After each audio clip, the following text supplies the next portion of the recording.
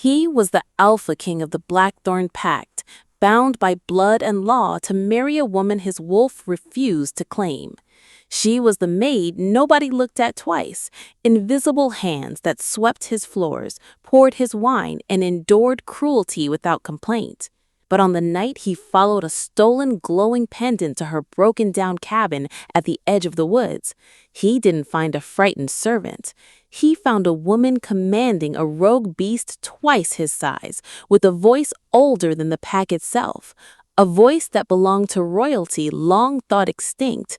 And standing beside him, his bride-to-be went pale as death because she knew exactly what that voice meant. She had built her entire crown on a lie. Before the night ended, an ancient bond would snap into place, a fraud would be exposed before the pack she deceived for years, and a king would have to choose between the throne's expectations and the one woman fate had marked as his, the maid he'd overlooked 100 times before. The war room of Blackthorn Keep smelled of old stone, beeswax candles, and the faint metallic tang of a magic that had steeped into the walls for 600 years. Alpha King Kaelen Voss stood at the head of the long obsidian table, his palms flat against its polished surface, and stared down at a marriage contract he had not written and did not want. Rain lashed the arched windows behind him, streaking the firelight into long, golden ribbons that trembled against the glass. Somewhere beyond the keep, thunder rolled over the ancient pine forests that bordered the territory, forests older than the pack itself, forests that whispered old names and old winds. Kaelen had grown up being told those forests were sacred. He had grown up being told a great many things were sacred. Lately, he was beginning to wonder how many of them were simply convenient. "The elders have made their decision, Alpha King."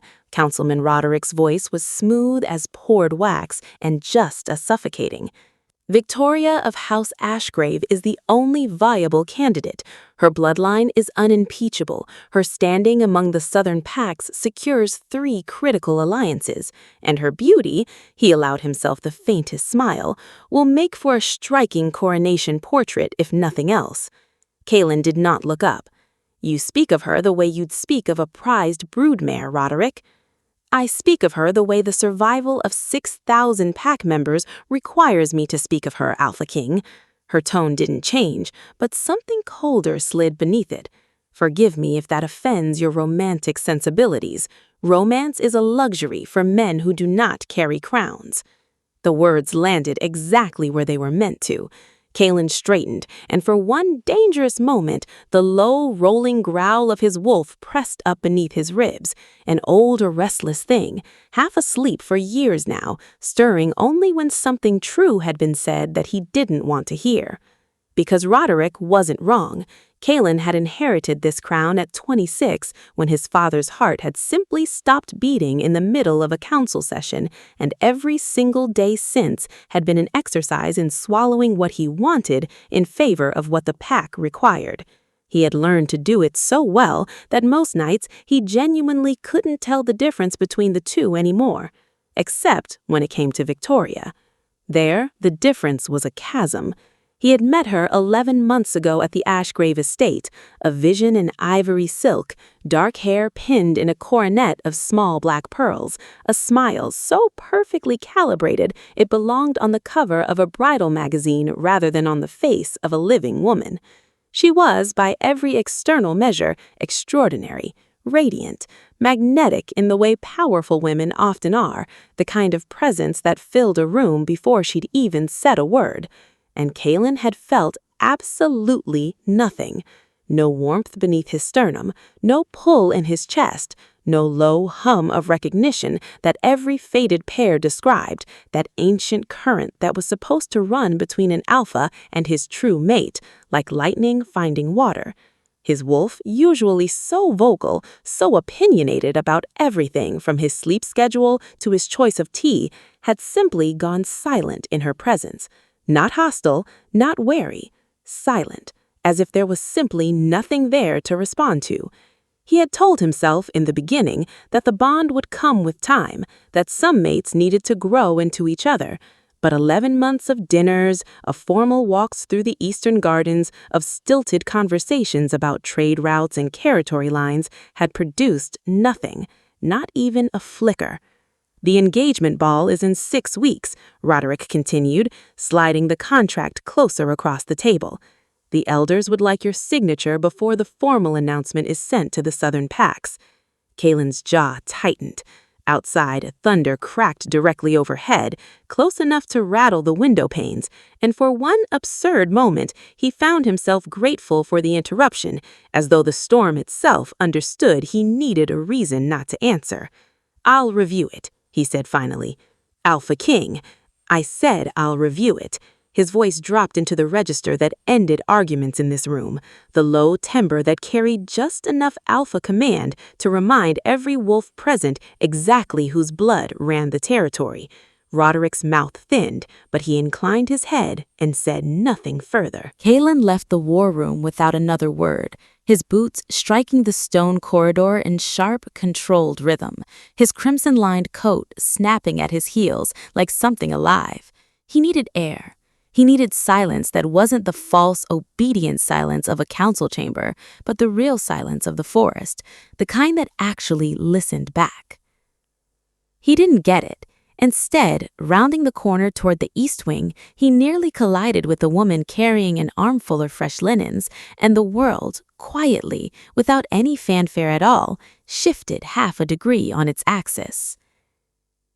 Her name was Seraphina, and Kaelen had passed her in the halls of Blackthorn Keep perhaps 100 times over the past 2 years without ever really seeing her, which, he would later understand, had been the entire tragedy of it. She startled at the near collision, the linens nearly slipping from her arms, and dropped into a hasty, correct curtsy. "Forgive me, Alpha King, I wasn't watching."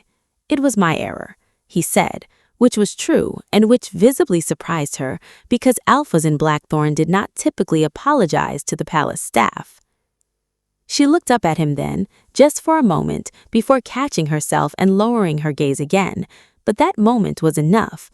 Her eyes were an unusual shade of amber gold, flecked through with something that almost looked like copper when the hallway's torchlight caught them just right, and there was an intelligence in them, a quiet watchfulness that didn't match the deferential bow of her head. "Seraphina, isn't it?" he asked, and he wasn't entirely sure why he asked it, except that some part of him wanted to hear her say yes. "Yes, Alpha King." Her voice was low, steady, faintly accented in a way he couldn't quite place, not southern, not northern, something older, something that didn't map cleanly onto the territories he knew. "You clean the West Wing chambers, and yours on Tuesdays and Fridays." "So that's where I've seen her." He had a vague memory now, once he searched for it, a slight woman in gray wool, moving efficiently and silently through his rooms, never lingering, never speaking unless spoken to, gone again before he'd fully registered her presence. He felt oddly a small twist of shame at how thoroughly he had failed to notice a person who had stood inside his private chambers dozens of times. "You work quietly," he said. "Most of the staff make sure I know they're working hard. You don't." Something flickered across her face, not quite a smile, but close to one, quickly suppressed. "I found it safer to not be noticed, Alpha King." The comment landed with more weight than its casual delivery suggested, and Kaelen found himself studying her more closely. There was a faint bruised yellow shadow beneath one eye, mostly healed, the kind that came from a blow rather than an accident. There was a fine white scar along her jaw that he hadn't noticed until the torchlight shifted, and beneath the plain gray wool of her uniform, she stood with an unconscious, upright poise that had nothing to do with servitude. Shoulders level, chin measured, the bearing of someone who had at some point in her life been taught to carry herself like she belonged in rooms far grander than palace corridors. "Safer," he repeated. "From whom?" Her expression closed like a door. "It's nothing, Alpha King. I should return to my duties." He should have let her go. He had a marriage contract waiting on his desk and a council of elders growing impatient, and 6,000 pack members whose future rested in no small part on his ability to make peace with a bond that refused to exist.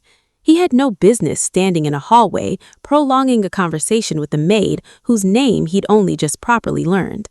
And yet, who hurt you, Seraphina? The question surprised them both. She went very still, linens clutched tight across her chest like a shield, and for a long moment she said nothing at all, which, in its own way, told him everything he needed to know. I fell, she said finally. On the stairs. It happens, Alpha King. The servants' stairwell is narrow. It was a lie. He could smell it. The faint, bitter note that threaded through a wolf's scent every time they spoke something untrue, a skill every alpha learned early and never forgot. But he also understood, watching the careful blankness she'd pulled over her features, that pressing further would not earn him the truth. It would only teach her that even honesty about her own suffering wasn't safe to offer him.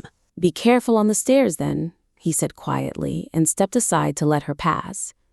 She dipped into another curtsy and continued down the corridor, and Kaelen stood there a moment longer than he should have, watching the gray wool of her dress disappear around the corner, an unfamiliar and entirely unwelcome curiosity settling low in his chest. He told himself it was nothing, a king's passing concern for a servant's welfare, nothing more. His wolf, silent for 11 months in Victoria's presence, chose that exact moment to let out a single, low, interested rumble, and Kaelen spent the rest of the evening trying very hard to ignore what that might mean. He did not have to wonder for long who had struck her. 3 nights later, Kaelen was returning from the training yards when raised voices drew him toward the servants' corridor outside the East Wing, a place he rarely had reason to walk and would not have had the voice cutting through the air not been so unmistakably, grindingly familiar. "And if I find my second-best gown pressed so carelessly again, I will have you dismissed without reference. Do you understand me? Do you have any idea what it costs to keep silk from Aurelian? Of course you don't. You've probably never touched silk in your miserable life that wasn't meant for someone else's back." Kaelen stopped at the corner, out of sight, and looked. Victoria stood in the corridor in a gown the color of crushed plums, her dark hair loose and gleaming under the wall sconces, every inch of the portrait of aristocratic beauty the elders so admired. And in front of her, head bowed, hands folded tightly at her waist, stood Seraphina, absorbing the tirade with a stillness that Kaelen was beginning to recognize as something learned, something practiced, something that had cost her dearly to master. "I apologize, Lady Ashgrave," Seraphina said. "I'll press it again immediately." "You'll press it again correctly, or I'll have Roderick's steward find someone competent." Victoria's lip curled with contempt that sat strangely on her otherwise flawless face, like a crack running through porcelain. "Honestly, I don't understand why they keep staff like you around. You're barely worth the bread they feed you." Something in Kaelen's chest went hot and tight, not the slow-burning warmth of desire, but something sharper, anger, genuine immediate anger, the kind he hadn't felt in this castle in longer than he could remember. He stepped around the corner. "Victoria." Her spine straightened instantly, the venom vanishing from her expression so fast it was almost impressive, replaced by the same radiant, camera-ready smile she wore at every formal function. "Kaelen, I didn't realize you were nearby." Clearly. His eyes moved from her to Seraphina, who had gone rigid, eyes fixed firmly on the floor. "Is there a problem with the household staff, Victoria?" "Only the usual difficulties one has training servants properly," Victoria said smoothly, waving a dismissive hand. "You know how it is. Standards must be maintained, even down to the smallest details, or the whole keep begins to look shabby. I'm only trying to help maintain the image befitting your court, my love." My love. The word scraped against him like a burr caught in wool. He had never once called her that. He had never once felt it. "The image befitting my court does not include noble women screaming at maids in hallways loud enough to be heard 3 corridors away. Seraphina." He turned to her deliberately, watching her flinch faintly at the direct address. "You're dismissed for the evening. I'll have the gown seen to by someone else." "That won't be necessary, Alpha King. I don't mind." "That's an order, not a request." He said it gently, but firmly enough that she couldn't refuse without defying him outright. She curtsied, murmured a quiet thanks, and disappeared down the corridor without once meeting his eyes. The moment she was gone, Victoria's smile sharpened into something colder. "You didn't need to embarrass me in front of the help, Kaelen." "I didn't embarrass you, Victoria. You did that yourself." He kept his voice level, though the anger still burned low in his chest. "I won't tell you again. Speak to my staff with respect, or don't speak to them at all." "Your staff." Something flickered across her face, too quick to name, gone before he could examine it. "Of course, forgive me. I forget myself sometimes. It's only that I find it so tiring being surrounded by people who resent me simply for existing." It was, Kaelen thought, a masterful bit of theater, the wounded pivot, the vulnerable tremor in her voice, designed to make him feel guilty for correcting her cruelty in the first place. He'd seen her do it a dozen times before, with the council, with the Southern delegates, always turning criticism into an opportunity to be comforted. It had worked on him in the beginning. It had stopped working several months ago, though he hadn't quite admitted that to himself until this exact moment. "Good night, Victoria," he said, and walked away before she could construct another performance. He did not go back to his chambers immediately. Instead, he found himself walking the servants' corridor a while longer, past the narrow stairwell Seraphina had claimed as the site of her fall, and wondered, not for the first time that week, exactly how much of her quiet, contained suffering had gone unnoticed within these walls, hidden in plain sight beneath gray wool and lowered eyes. He did not yet understand what he was beginning to feel. He only understood that it had a name he wasn't ready to say aloud, and that it terrified him considerably more than any council meeting ever had. It was 2 weeks later, on a Tuesday evening, thick with the smell of an oncoming storm, that Kaelen returned to his chambers and found the pendant lying forgotten on the edge of his writing desk. He almost didn't notice it at first. It was small, no larger than a thumbnail, strung on a thin cord of what looked like braided silver and pale gold. But when his gaze passed over it, something in the room seemed to shift, the air thickening with a pressure he associated with old magic, the kind that predated the pack's modern bloodlines, the kind his grandmother used to describe in hushed voices around the hearth fire when he was young. He picked it up carefully. The stone at its center was a deep, layered amber, and as his fingers closed around it, it began to glow. Faintly at first, a low, golden pulse like a heartbeat, then brighter, warmer, until the whole surface of his palm was washed in soft, honeyed light. He felt it immediately, a strange resonance low in his chest, not unlike the rumble his wolf gave when something important crossed its path. Sacred stone, his instincts whispered, though he couldn't have said how he knew. Old blood, old power. He turned it over. On the back, nearly worn smooth by centuries of handling, was an engraving, a crescent moon cradling a 5-pointed star, encircled by a ring of script in a language he didn't recognize, though something in him ached faintly at the sight of it, the way a half-remembered song aches when you can't quite recall the words. He knew immediately it belonged to Seraphina. She'd been in his chambers that afternoon, tending the hearth and changing the linens as she did every Tuesday, and this must have slipped from wherever she kept it hidden. A servant carrying a relic like this, it made no sense. Pendants like this one, if his grandmother's stories held any truth, were not decorative trinkets. They were lunastones, heirlooms passed exclusively through royal lunar bloodlines, said to answer only to blood that carried the old sacred lines. His own family did not possess one. The last of the blackthorn lunastones had been lost generations ago, along with most of the pack's deeper magical traditions, in a war that had scattered half the ancient bloodlines to exile or extinction. For a maid to be carrying one, hidden beneath gray wool, unremarked and unnoticed for years. He sat with the thought for a long moment, turning the warm stone over and over between his fingers, and felt something settle into place inside him with the quiet, inevitable click of a key finding its lock. He needed to return it to her, tonight if possible, not tomorrow, not through some intermediary steward, but himself, directly, quietly. He told himself it was a matter of security. An artifact of this power should not sit unclaimed and unprotected in servant quarters. He told himself several other reasonable things as well, all of which were true and none of which were the actual reason his pulse had picked up its pace.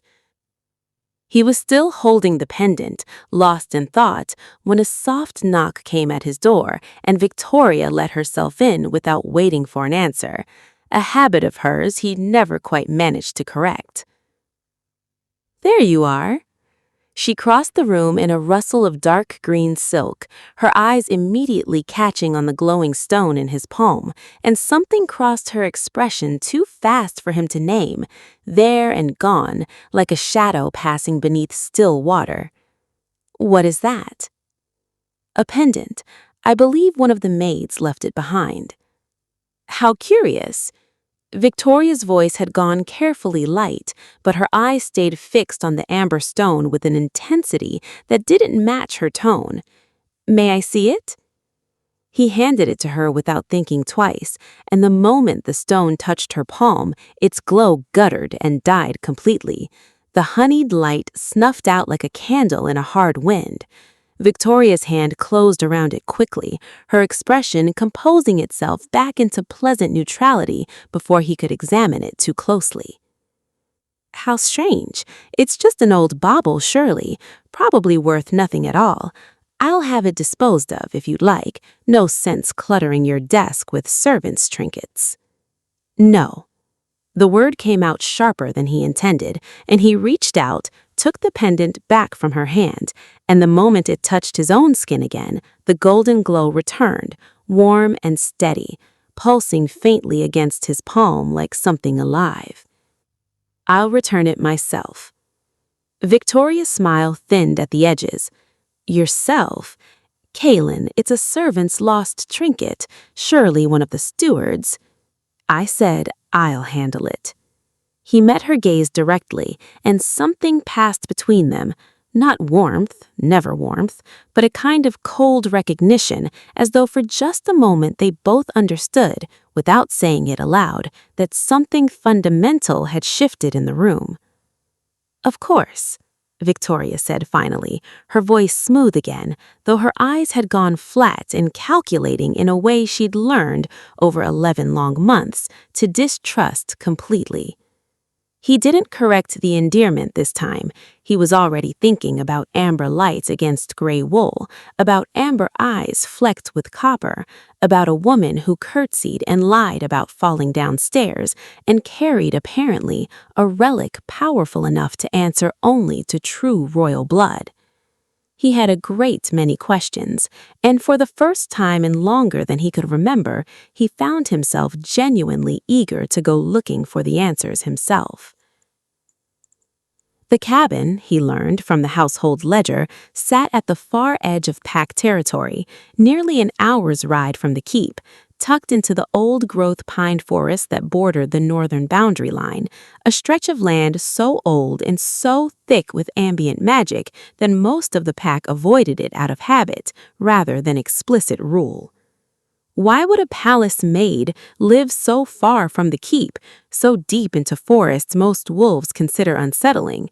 It was one more thread in a pattern Kaelen was only beginning to piece together, and every new thread only sharpened his need to see it through to its end. He set out just after midnight, cloaked in a plain riding coat with no royal insignia, hood drawn up against the misting rain that had begun to fall an hour before. He told himself he was traveling alone. He was not entirely surprised, therefore, when he found Victoria waiting by the stables, already mounted, dressed in a dark riding habit that had clearly been chosen for both warmth and, he suspected, for how well it would photograph if anyone happened to be watching. "You didn't think I'd let you go alone," she said before he could ask. "This isn't a courtly outing, Victoria. It's a pendant returned to its owner. There's no need for you to come." "Nonsense!" Her smile was bright, brittle. "I've been dying for an excuse to see how the lower staff really live. Consider it research, darling. I'll need to understand the full scope of the keep once I'm Luna, won't I? Every corner of it, even the unpleasant ones." There was something in the way she said lower that made her jaw tighten, but arguing would only delay them further, and some instinct, old, wordless, and insistent, told him that time mattered tonight in a way he didn't fully understand yet. So he said nothing, and the two of them rode out together into the misted dark, their horses' hooves muffled by wet pine needles, the keep's torchlit windows shrinking behind them until the forest swallowed the light whole. The ride was, in its own way, unforgettable, though not for any reason Kaelen would have chosen. The old pines here grew close and tall, their upper branches knitting together into a dense black canopy that turned even the brightest moon into scattered coins of silver light, drifting and shifting across the forest floor like something alive. Fog pulled low between the tree roots, thick as milk, rising in slow tendrils that curled around the horses' legs and dissolved as quickly as they formed. The air smelled of wet pine and cold stone, and something else beneath it, ozone, sharp and electric, the smell that preceded lightning, though the storm clouds had thinned to scattered wisps overhead. Old magic, Kaelen thought again, the phrase settling into him with growing certainty. This forest remembers something the rest of the territory has forgotten. "This is absurd," Victoria muttered, ducking beneath a low branch, her earlier bright enthusiasm curdling visibly the deeper they rode.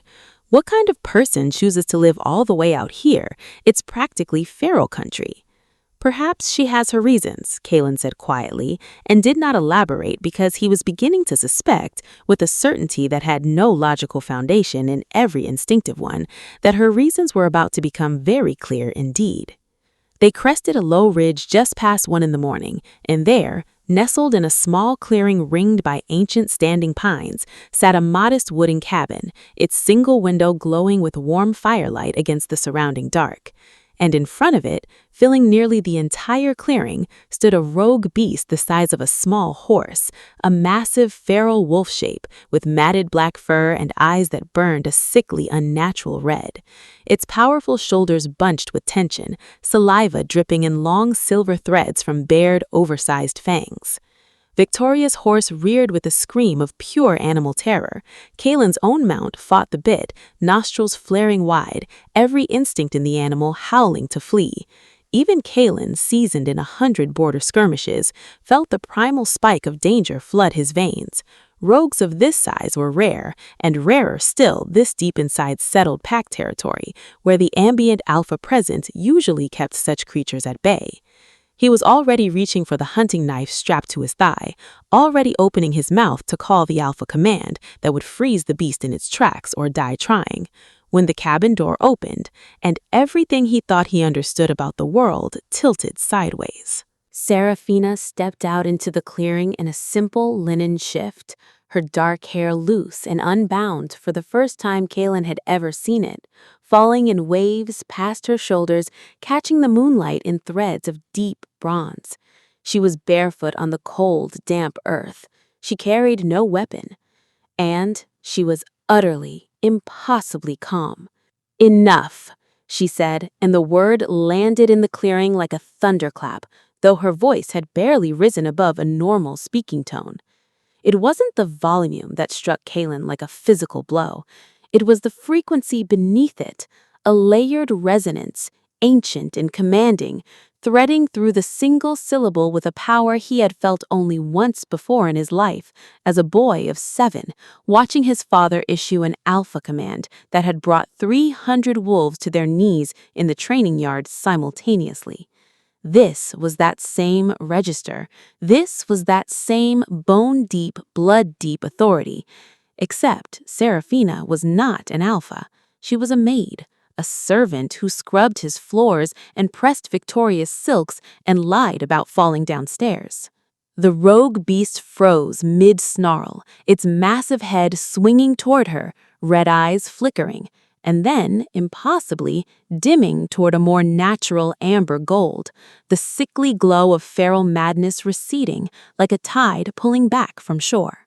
"You don't belong to this rage," Seraphina continued, walking forward, slow and unafraid, close enough now that the beast's next lunge could have torn her apart in a single motion. "You don't belong to this rage. It was put in you. It isn't yours. Let it go." The beast whined, a low, pained, almost human sound, and lowered its massive head until its muzzle nearly touched the wet earth at her feet. Its enormous shoulders, tensed for violence only moments before, began to tremble and then to still, the matted fur along its spine smoothing as some invisible tension drained out of its body. Seraphina reached out and laid her bare palm against the beast's broad forehead. Golden light bloomed outward from the point of contact, not the warm, honeyed glow of the pendant Kaelen still carried in his coat pocket, but something larger, deeper, a light that seemed to rise up from the ground itself and pour through her hand into the creature's ravaged mind.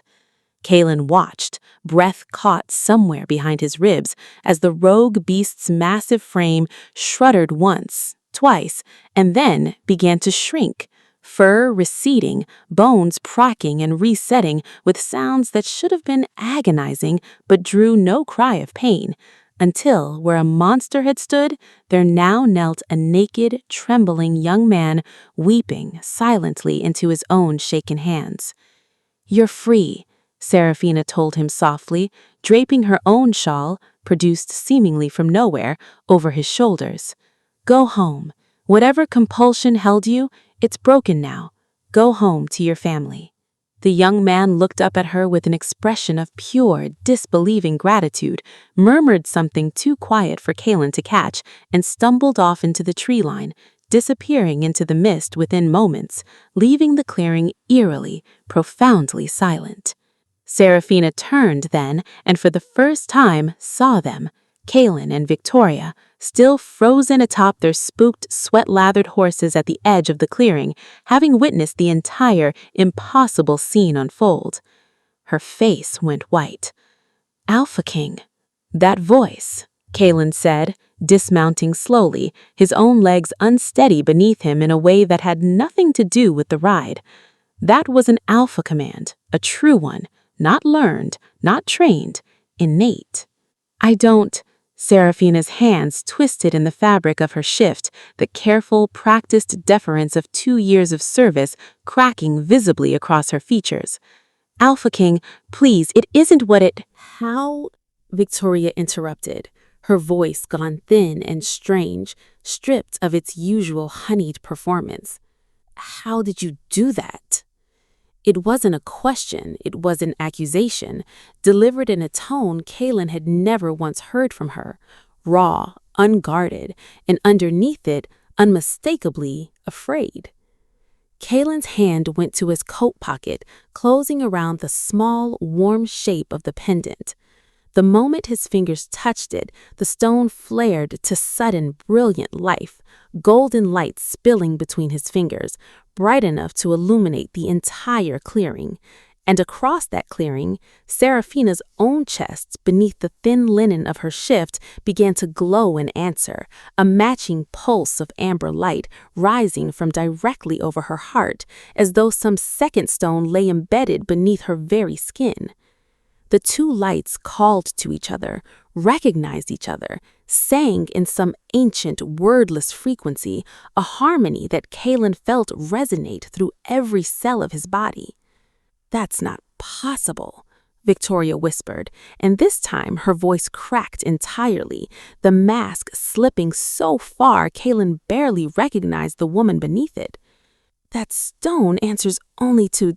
That's not possible." "Victoria?" Kaelen's voice had gone very quiet, very still, the calm that preceded every storm he'd ever weathered. "What do you know about this pendant?" She didn't answer. She was staring at Seraphina with an expression that had curdled from fear into something far uglier, naked, undisguised hatred, all pretense of grace stripped away in an instant, revealing the raw thing that had apparently been coiled beneath her porcelain composure the entire 11 months he'd known her. "Victoria," he said again, and this time the alpha command bled into his voice, low and inescapable. "Answer me." The command hit her like a physical blow. Victoria's spine snapped straight, her mouth opening despite herself, the compulsion of a true alpha's direct order overriding whatever careful lies she might otherwise have constructed.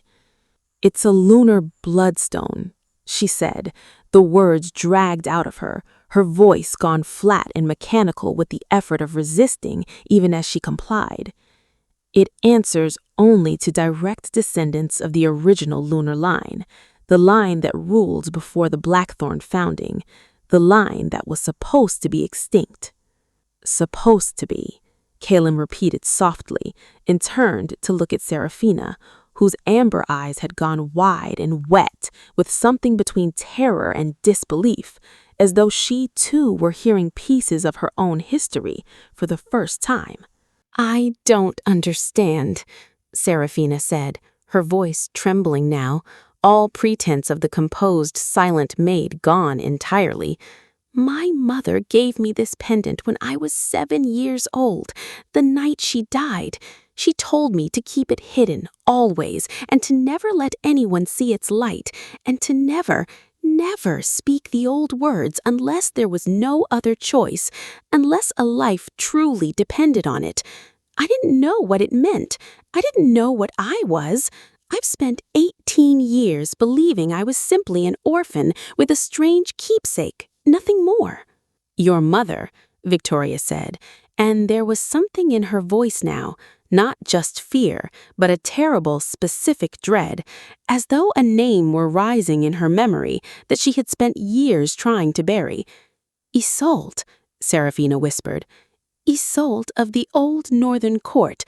That's all I know. She never told me more before—" her voice broke, "before the fire that killed her." Victoria made a small, strangled sound. Kaelen watched her face and understood, with the terrible clarity of pieces finally slotting into place, that Victoria had recognized that name instantly, had known, in fact, exactly who Isolde of the Northern Court had been, and exactly what had happened to her, and exactly why. "You knew," Kaelen said, low and dangerous. "You knew this whole time, didn't you? You knew what she was, you knew what that pendant meant, and you've spent months mocking her, tormenting her, treating her like something beneath your notice, while knowing full well she was the rightful heir to a lunar bloodline your own claim has always rested on borrowed legitimacy to imitate." "It's not what you think," Victoria started, but her voice had lost all its former polish, cracking under a pressure she could no longer perform her way through. "Then tell me what it is, Victoria." Kaelen's voice filled the clearing, threaded through the low, resonant weight of true alpha command, impossible to resist, impossible to deflect. And beneath the crushing weight of that command, standing in a fog-wreathed clearing at the edge of the ancient pines, with the moon breaking free of the last thin clouds overhead, Victoria of House Ashgrave finally, completely broke. "My family has always been powerful," Victoria said, the words dragging out of her now in a low, bitter monotone, stripped of every ounce of the graceful charm she'd spent months cultivating for exactly this audience. "Wealthy, well-connected, but we were never sacred, never lunar-blooded.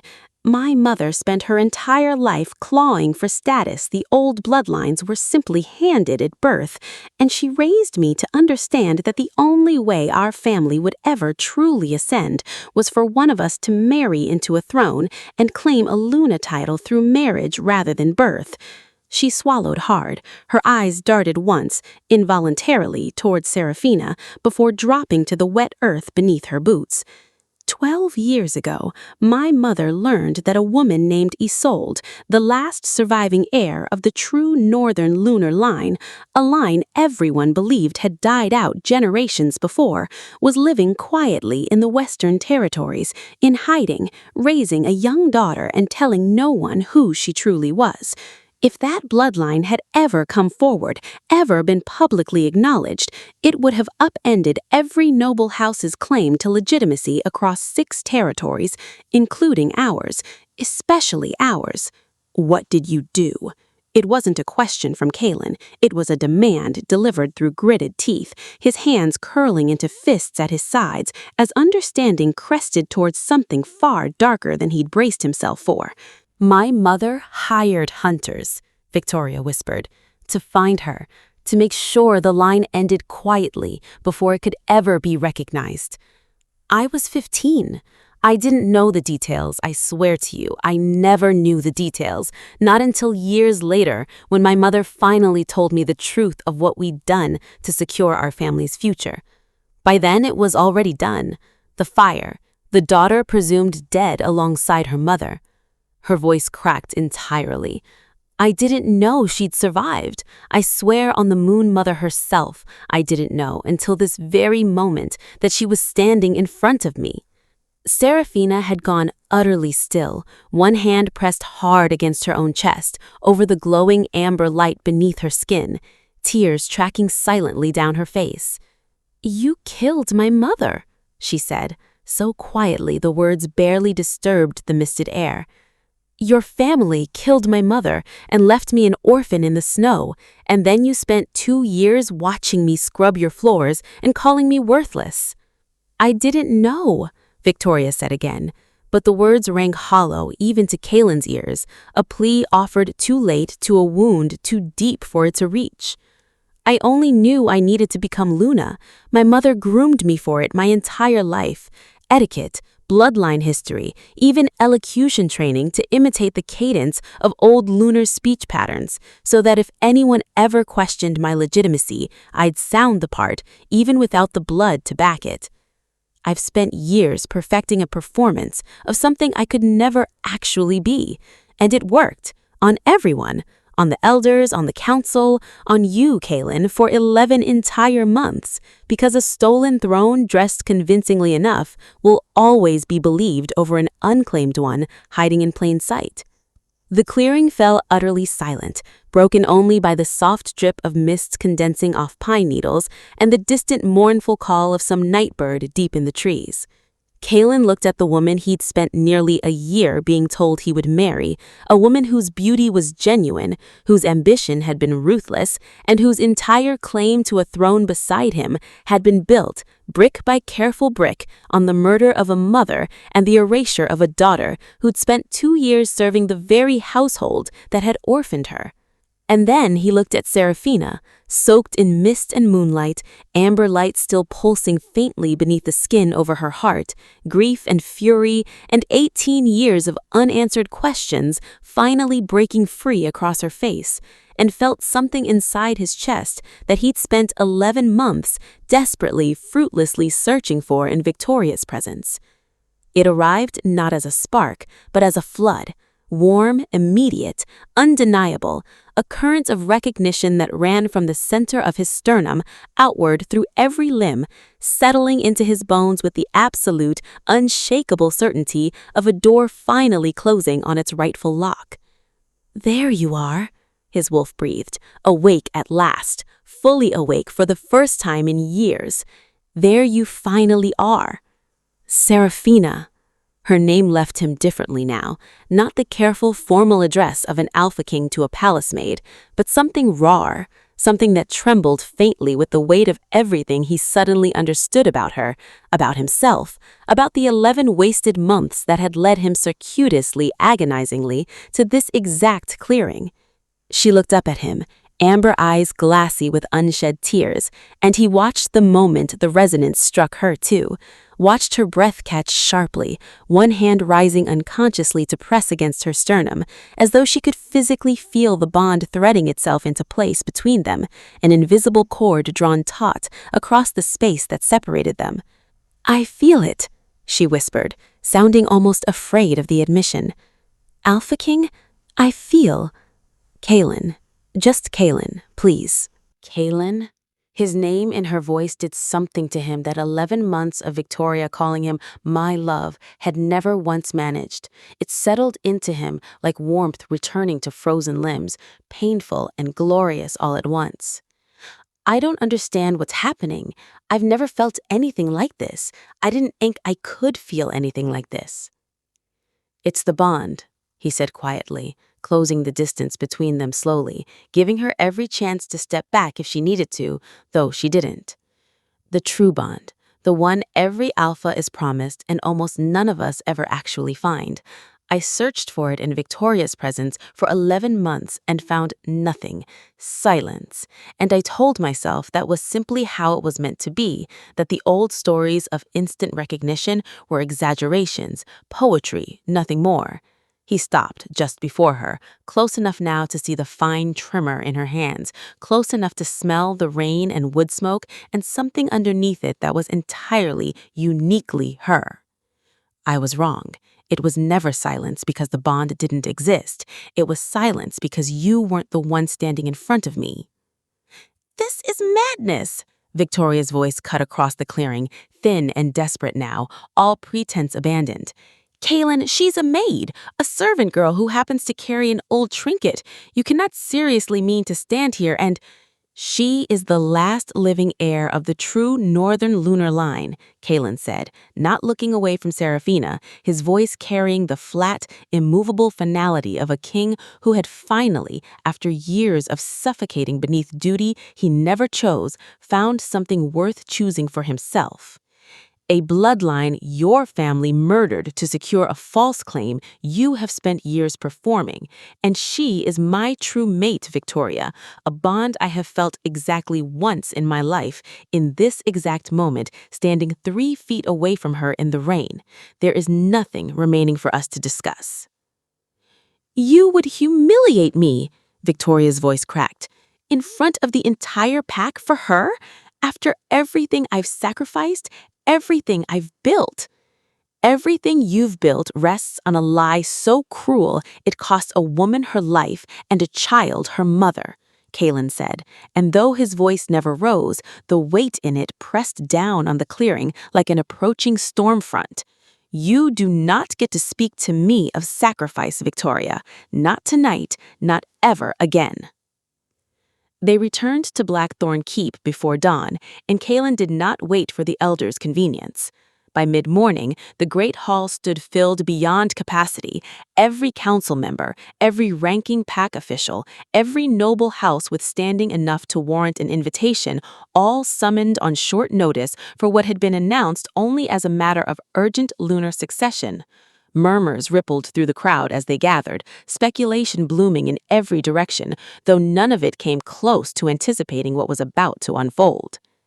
Kaelen stood at the head of the hall in full formal regalia, the deep crimson and black of House Vass, the ancestral pack crown resting heavy and cold against his brow, with Seraphina beside him, dressed now not in gray wool, but in a gown the elders had scrambled to procure overnight, deep amber silk that seemed to catch and hold the morning light pouring through the hall's high windows, the recovered Luna pendant resting openly against her collarbone, glowing with a steady, unmistakable warmth that every wolf in the room could sense the moments they crossed the threshold. Victoria stood alone before the dais, stripped of her usual retinue, her composure held together by what Kaelen recognized now as sheer desperate will rather than any genuine calm.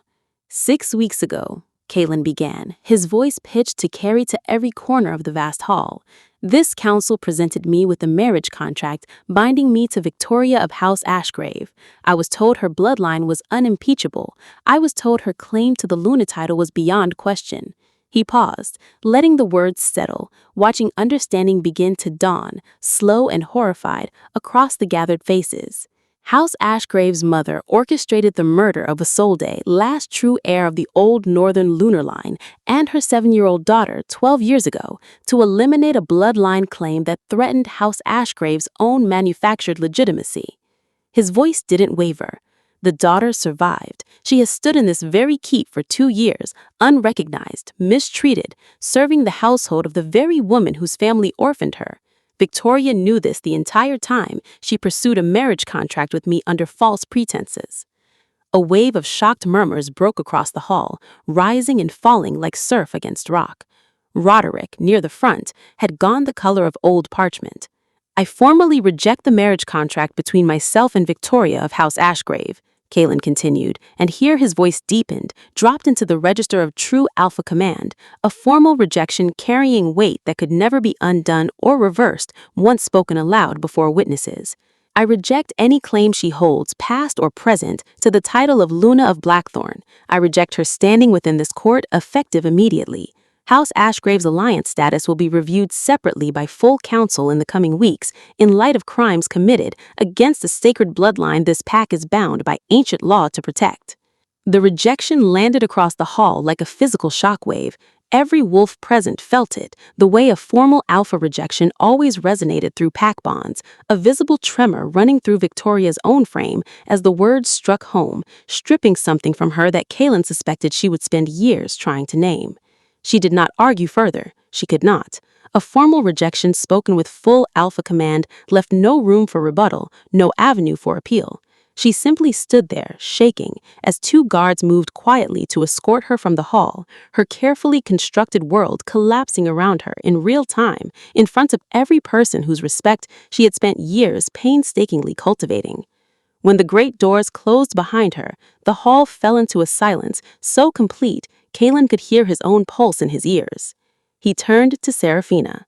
"This woman," Kaelen said, turning fully now to face the gathered court, one hand extending to Seraphina, who took it with a trembling grip that betrayed the overwhelming weight of the moment, "is Seraphina, last living heir of the true northern lunar line, daughter of Isolde, and my true and fated mate, confirmed through the awakening of a lunar bloodstone in my own presence before a witness, in accordance with the oldest laws this pack still honors." He raised their joined hands together, high enough for the entire hall to see, and the pendant at Seraphina's throat flared brilliant gold, light spilling across the vaulted ceiling, across the ancient tapestries depicting Blackthorn's founding, across 600 years of pack history that had, until this exact moment, believed the old northern lunar line entirely extinct.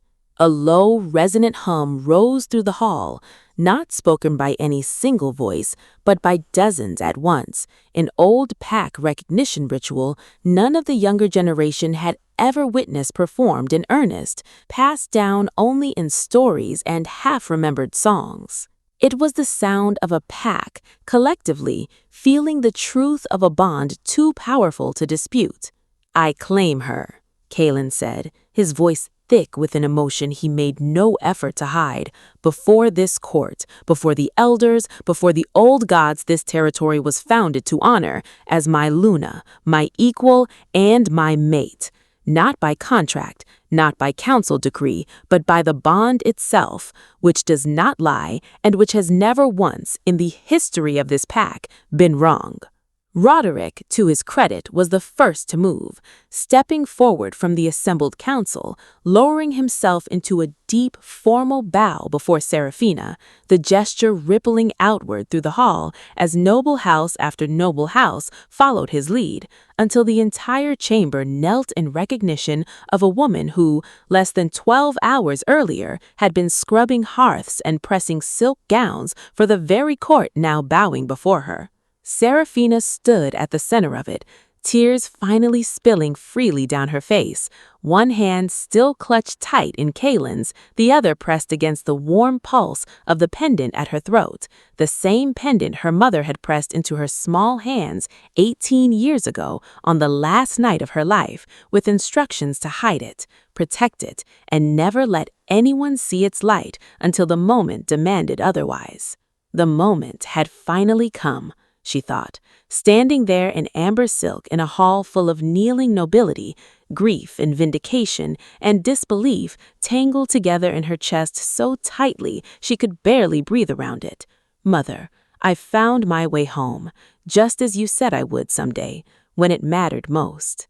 In the weeks that followed, Blackthorn Keep transformed in ways both visible and invisible. Seraphina's coronation as Luna was set for the following full moon, a ceremony hastily rewritten by scholars who had spent the intervening days poring over ancient texts describing rites not performed in over 2 centuries, rites belonging exclusively to a bloodline everyone had assumed lost to history. The old northern lunar customs were dusted off, translated, relearned by a court eager to atone in whatever small ways it could for 2 years of overlooking the true heir standing quietly among them. House Ashgrave's alliance was formally dissolved by council vote within the month, its holdings reviewed, its claims to legitimacy stripped down to what little remained true beneath the layers of performance Victoria's mother had spent decades constructing. Victoria herself disappeared from court entirely, her exile quiet but absolute. The details of her departure left deliberately vague in official record, though Kaelen made certain, through channels that owed him favors, that she was watched, and that any attempt to rebuild influence elsewhere would be noted and addressed accordingly. He felt, surprisingly, no satisfaction in her downfall, only a kind of tired relief that the lie was finally over, and grief on Seraphina's behalf for a wound that no formal rejection could ever fully repair. Seraphina herself needed time, more time than the eager, apologetic court initially understood how to grant her. She had spent 18 years as an orphan hiding a truth she barely understood, and 2 years as an overlooked servant absorbing casual cruelty from people who now knelt before her. The transition from invisible to essential, from ignored to revered, was not one she moved through easily or without complicated grief for the mother who should have lived to see it. Kaelen understood this better than the rest of the court did, and made certain she was given room to grieve, to question, to rage quietly against the fate that had cost her so much before finally, belatedly giving her everything. He did not rush the bond, though it burned steady and bright between them, growing stronger with each week they spent learning each other properly, not as alpha king and servant, not as strangers thrown together by circumstance, but as 2 people slowly, carefully building something neither of them had ever quite believed they'd find. "I used to watch you from the corner of rooms," Seraphina admitted to him one evening, weeks after the coronation preparations had begun, the 2 of them walking together through the same eastern gardens he had once walked with Victoria in stilted, dutiful silence. Here, the silence between Seraphina and Kaelen was different, easy, warm, comfortable in a way he had never once experienced before her. "I used to think watching you carry all that weight alone in council meetings you thought no one saw you leaving, that you looked like a man who'd forgotten what it felt like to want something purely for himself rather than for the pack's sake." "I had," Kaelen admitted. "For years, I genuinely had. Duty was easier than desire. Duty didn't require me to risk wanting something I couldn't have. And now?" He stopped walking, turned to face her fully in the fading amber light of the setting sun, the ancient pines beyond the garden wall whispering faintly in the evening wind, the same pines, he thought, that had witnessed the entire impossible truth of that first midnight ride, the rogue beasts calmed, the sacred voice awakened, the fraud finally, fully unveiled. "Now," he said, reaching up to brush a stray lock of dark hair back from her face, amber eyes meeting his in the golden light. "I want everything, and for the first time in my life, I don't feel guilty for wanting it."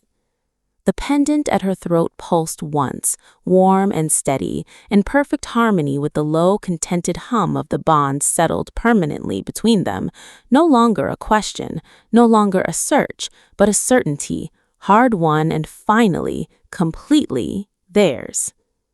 Seraphina, once overlooked, once invisible, once believed extinct, stood in the golden evening light of the throne she was born to claim, beside the king whose wolf had known her the instant it mattered, and understood, at last, that every quiet year of hiding had simply been the long, patient prelude to exactly this moment, the moment the true Luna, finally, irrevocably, came home. The end.